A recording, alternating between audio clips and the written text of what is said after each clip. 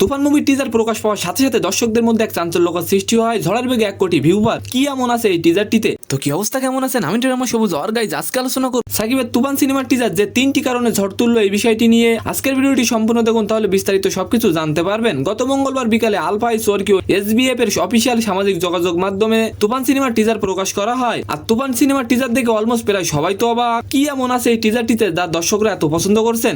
জেনে নেওয়া যাক সম্ভাব্য 3টি কারণ। এক, অন্য সাকিব। সিনেমায় সাকিব খান আছেন ভক্তদের জন্য কেবল এই তথ্যই যথেষ্ট। নির্মাতাকে গল্প কেমন এই সবই যেন তুচ্ছ। তবে তুফানের টিজারে যে সাকিবকে দেখা গেছে তাকে এই রূপে আগে কখনো দেখা যায়নি।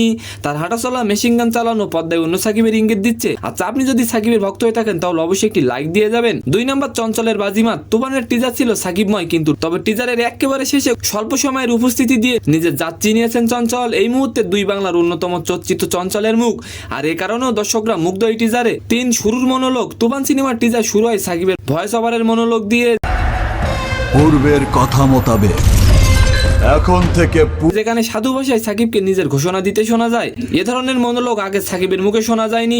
এটিও মুগ্ধ করেছে তার ভক্ত অনুরাগীদের। তো সম্মানিত দর্শক, আজকের ভিডিওটি কেমন লাগলো অবশ্যই কমেন্ট বক্সে জানাবেন। আর ভিডিওটি যদি ভালো লাগে অবশ্যই একটি লাইক দিয়ে আমাদের চ্যানেলটিকে সাবস্ক্রাইব করে দিবেন। ধন্যবাদ।